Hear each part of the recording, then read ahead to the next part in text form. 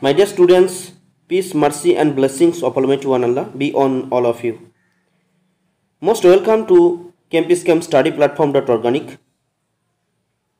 Today, inshallah, I shall discuss a new question which already came in NEET examination 2025.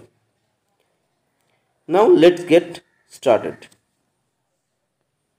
আমার প্রিয় বাচ্চারা দেখো, which one of the following reaction does not belong to Lasagne test?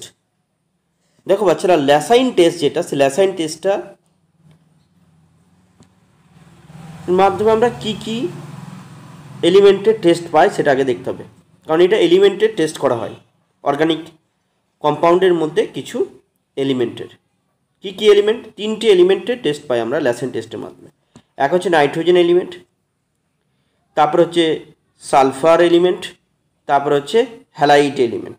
অর্থাৎ হ্যালাইডের ওখানে হতে পারে Cl, Br, I, এইগুলো test পাই আমরা।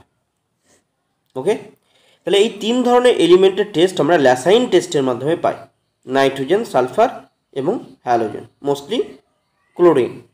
ওকে, এবার দেখো রিয়াকশানগুলোকে একটু স্টাডি করা যাক। ফার্স্ট রিয়াকশানটা কী আছে দেখো, ফার্স্ট রিয়াকশানটা আছে সোডিয়াম, তার সঙ্গে কার্বন, তার সঙ্গে নাইট্রোজেন, NaCN তৈরি হলো। তার মানে কি, এখান থেকে তুমি নাইট্রোজেনের টেস্ট পেলে। ফার্স্ট রিয়াকশনের মাধ্যমে নাইট্রোজেন এলিমেন্টের টেস্ট, এটা নাইট্রোজেন এলিমেন্টের Lasagne টেস্টের রিয়াকশান, এটা কেমিক্যাল রিয়াকশান। ওকে, আচ্ছা, তারপরে দেখো সালফার, সালফারকে দেখি বুঝতে পারছো।